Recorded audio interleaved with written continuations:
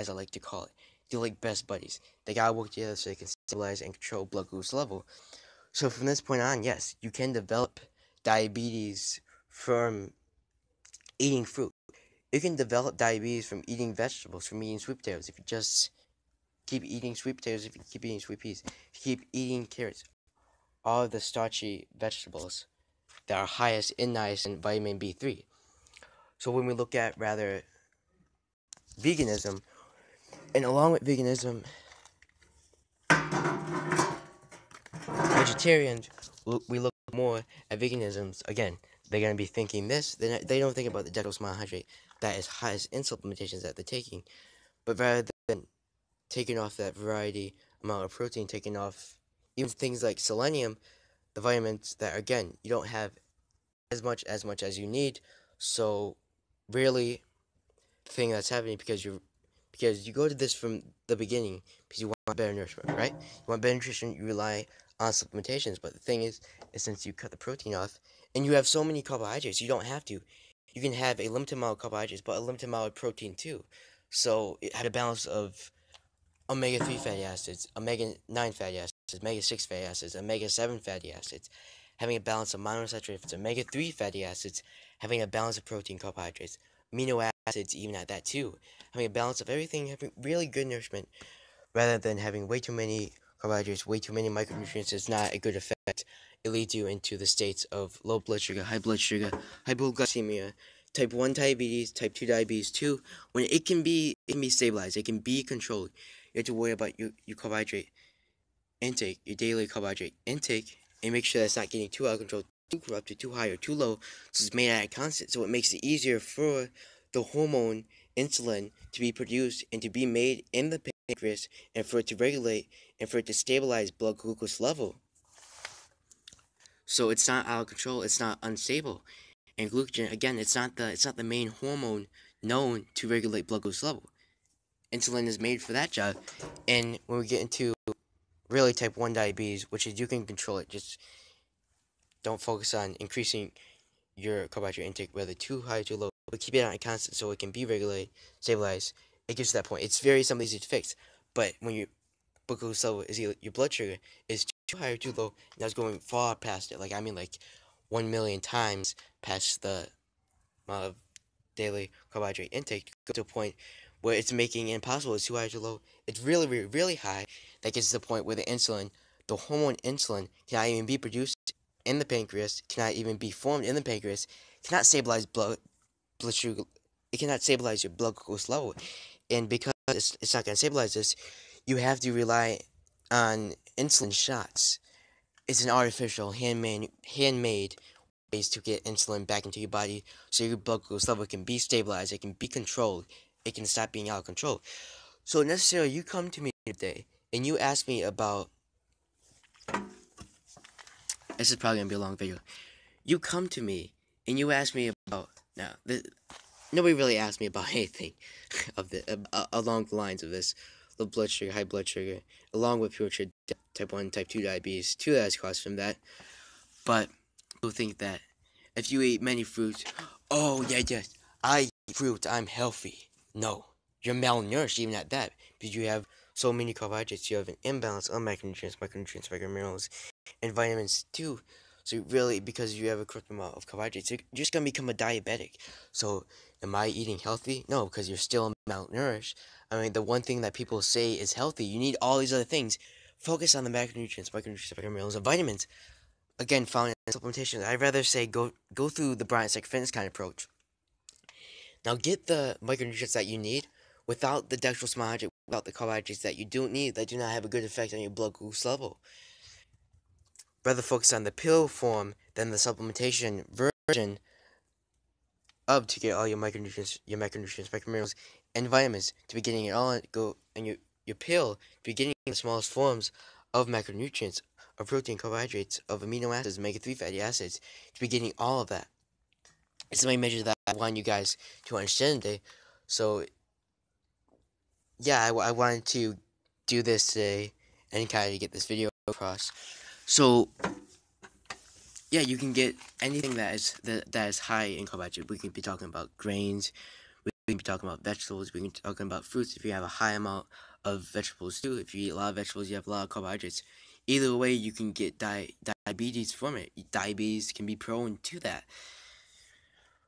I want to talk about it today because I know people think that diabetes, yes, just sugar, you're gonna get diabetes from just sugar. That fruits are really healthy.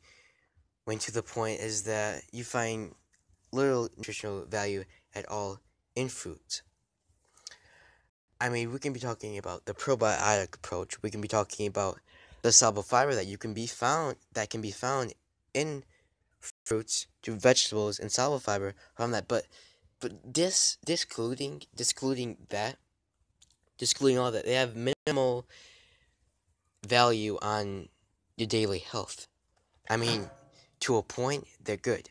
Again, for the vitamin C that you need, along with vitamin C, but the antioxidants too that again are highest, and this can be highest in flaxseeds, they can be highest in walnuts. Along with walnuts, they can be highest in pecans, broccoli. They can be found in they can even be found in mushrooms, tomatoes, peppers, antioxidants. All these things they can be found in a variety of the nuts, of these foods highest in phytosterols, fibers, and dense protein rich even at that.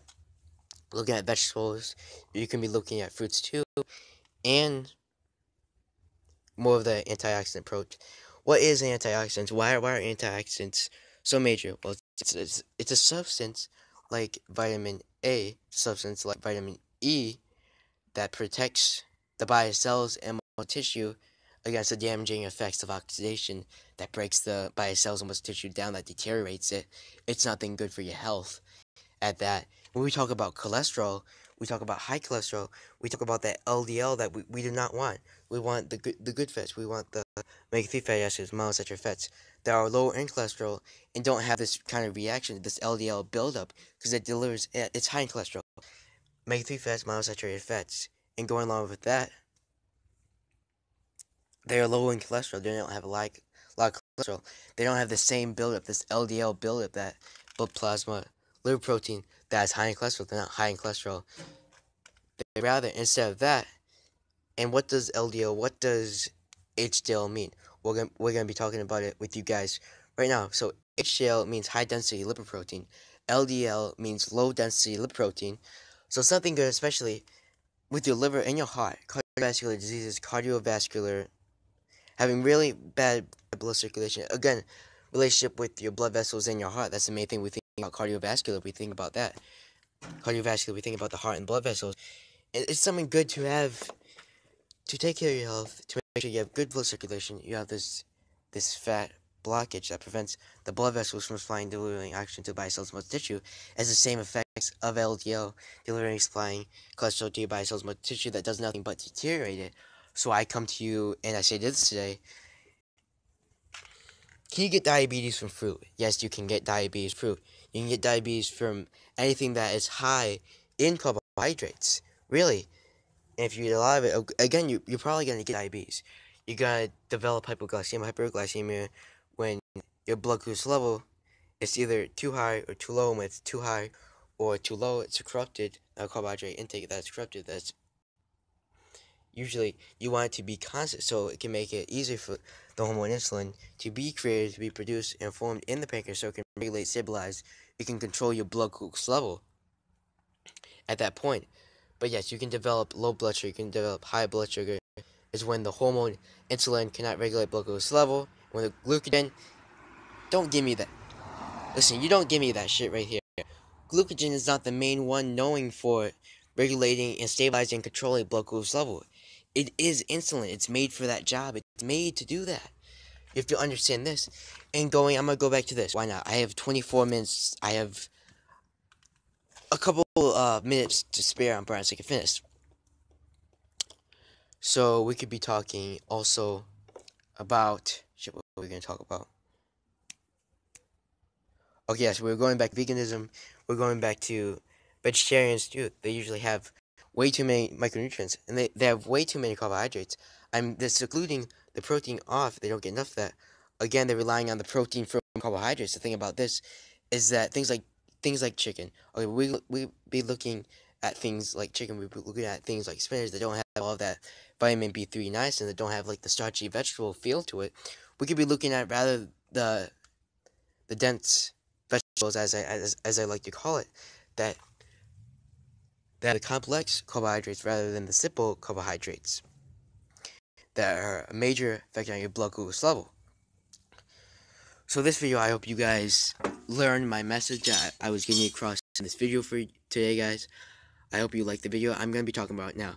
But yes, having way too many, I just had to get through it, that point on. And way too many micronutrients, not enough macronutrients. And just an imbalance of it all, along with vitamins, like just excluding off crucial vitamins like selenium that again come from that, a variety of meat products. They come from ham, it can come from yellowfin tuna, not yellowfish. I'm retarded because I'm saying yellowfish. Yellowfin tuna, spinach, too, vegetables, major in that, good source of selenium, antioxidant, enzyme, which really, what does that mean? Protein is an antioxidant enzyme, so it helps the body with making protein. So that is something, really, just having a balance of it. Yeah, I'm going to be going across this again. Vegetarians, veganisms, they feel they have better nourishment. But the thing about vegans, let's go through this. Vegans, relying on a lot of supplementations. Guess what is highest in supplementations? Carbohydrates, dextrose monohydrate, simplest form of carbohydrate found in supplementations. So in that, they think that they're going to be getting everything that they need when they're actually, no, you're secluding off all these vitamins, secluding off the macronutrients that you really need. Everything that you need for that you need for good nourishment, that you need for good nutrition, and to have good nourishment, as I stress again. But vegans, let's talk about vegans for them. They have way too many micronutrients. All of that, they have way too many carbohydrates. And the secluding of, they don't have nearly as much nutrition as you look at supplementations for what you don't already have. You're gonna be relying on that for everything. You don't have the macronutrients, you don't have the protein, monocarbohydrates, you don't have the omega-3 amino acids, monounsaturated fats to really be balanced. You're secluding off everything because of what you believe. I mean, what they do, I agree. I have this kind of neutral relationship with vegans and veganism, but it's not good, especially with micronutrients, especially with how many carbohydrates you consume. I mean, I'm a vegan, yeah. Vegan life. Protein from vegetables, yes. But guess what? Tomatoes, I mean, they're not a high source of, like, this person asked me this day in school. He was like, whoa, he's bringing tomatoes and carrots to class, and he's eating them. And I mean, like, it's not highest in protein. That's not known for that. It's known for the vitamin B3. That again is also, if you don't know about this, tomatoes are actually really starchy. Again, they have a good amount of carbohydrates to it, but that is not a good source of protein. Rather, because many vegetables aren't a good source of protein. It's really a limited option where you can have this kind of protein variety. So you can be having this full you can be having good nourishment. You can have really good nutrition. That point, something that I want to talk about. Anyways, I mean, whoa, got a lot of shit on the plate today. Well, yeah, edit this video. It's gonna take like freaking 2 hours to edit this video. It's a crazy life for me. I'm making videos on YouTube. It takes a hell of a long time to make a video. Going through the video to make sure make sure the minor mistakes get erased. So going from vegetarians to is just secluding off this variety of protein. And you don't have all these vitamins too, and you don't have anything. You don't have all these things that you still do need for good nourishment. So you're secluding off. So you don't have things like selenium. You don't have crucial vitamins. You don't have crucial nutrients that you need. And again, going from vegetarians, going from vegans too. I feel like I gotta talk about this in the video too. So going from vegans rather than not eating anything, and that's along with dairy too, not eating that too, but along with dairy, not eating cheese because it's again, tender cheese, it's a good source. It has this LDL buildup of high cholesterol. It's high in cholesterol, cheese. It's high in fats, saturated fats, polyunsaturated fats. But you can erase that, and you can get the good fats. You can get the monounsaturated fats, the omega-3 fatty acids. You can get foods that the fats that are part of the monounsaturated fats family. So necessarily is when we think about omega-3 fats, is they're low in cholesterol. When we think about omega-6 fats, they're high in cholesterol, they're part of the polyunsaturated fat family. Omega-7 fatty acids are part of the monounsaturated fat family, being this they don't have this LDL build, they're not naturally high in cholesterol, they don't have all this unnatural cholesterol, and it's creating so many problems, especially for your heart, and really creating the risk of cardiovascular diseases, dying of cardiovascular diseases, premature death. Again, people don't know that your body is that along with making cholesterol, it makes fats. Your liver also makes fats. It also stores energy for you when you're ready to burn it off, and you realize the energy is stored in the liver. That's something that you guys need to understand. And really, the key thing I want to get across to you guys is just preventing all of these bad things that you don't want happening. You know, all this unnatural cholesterol, and it's creating so much pressure because your liver has its intention and wants all the good cholesterol. It doesn't want this bad cholesterol. You have way too much high cholesterol. You have way too much of this unnatural cholesterol that you're putting back into your body when it already creates natural cholesterol, which you can live off that. You can live off that cholesterol that it already makes because you're set. Your body is intentionally set because it has the cholesterol that was already made. But going from that LDL, going from bad cholesterol, going from cholesterol spikes, having really bad cholesterol, talking about LDL, a blood plasma protein that is high in cholesterol, that is high in natural cholesterol, that delivers, supplies cholesterol to the body cells and muscle tissue, that deteriorates it and breaks down muscle tissue in the body cells. So you have more risk of LDL, bad cholesterol, cholesterol spikes, premature death. Along with premature death, you have cardiovascular diseases, you have cardiovascular deaths coming into place along with the heart, because we see at the heart and the liver. The heart and the liver have this fond relationship in the body. So what you're doing to the liver is ultimately going to affect the heart by having LDL, having this so much unnatural cholesterol, having liver failure too, bad liver function, premature death, creating fucking moth got on me. Okay, anyways, yeah. So I mean, there's not even much light on me though, but get away from that fact. I want to thank you guys for sticking with me in this video today. I'm very sorry for what I did today. It was not my intention to do that. I went to the park a couple of times, and again, going through it a couple of times, I mean, I don't know. It was not the right. A dog was about to attack me. It was coming up right up to me. I think the woman was breastfeeding her dog, if that's even a thing in this country, if that's legal in this country.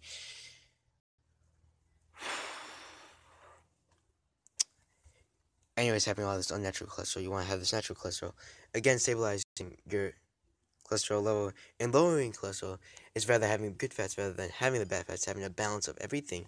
So you can have good cholesterol, you can lower your cholesterol naturally. You have these natural cholesterols rather than focusing on unnatural cholesterol creates nothing but LDL, narrowed arteries. When you have so much unnatural cholesterol, it's not cholesterols. You don't have all this cholesterol, this natural cholesterol that you do need, that needs to be flowing correctly. So you have narrowed arteries, and this is when the unnatural cholesterol comes into part comes in. What else can I say? Like comes in, I don't know. Anyways, bye guys, Rastic Thursday day. This video, I hope you guys enjoyed this video. Diabetes from fruit. You can get diabetes from fruit, vegetables. You can get diabetes from rice, and medley grains, anything that's a fine source of carbohydrates, nuts, and it can be found, especially again in nuts too. Any source, you can be looking at grains, so you can be looking at vegetables, you can be looking at fruits, you can be looking at gluten, you can be looking at the whole wheat, you can be looking at shredded wheat, you can be looking at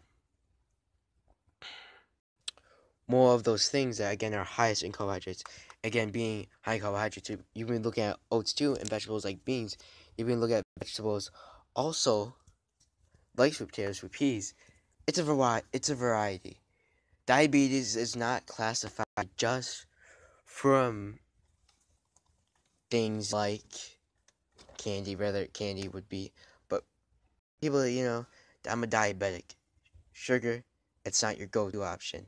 It makes it even harder for your blood glucose level to remain constant. to be regulated by the hormone insulin, the hormone glucagon, not to get insulin shots. I mean, I don't know what that goes to. Being a person that does not know what that is, but I mean, I don't have it, but family members getting really bad genetics in the family, so going all with bad genetics. A lot of diseases that are present, a lot of people that don't take care of the body because they don't feel like they need to. That's different. It's their choice. It's not my opinion to force on others. It's rather to see they're gonna die at the end of the day, and I can't help them. You can only do so much for somebody that's so stubborn, arrogant, and you know that just is so intent on what they want to believe. Anyways, thank you guys for watching. That's the video for today, guys. But I finish out.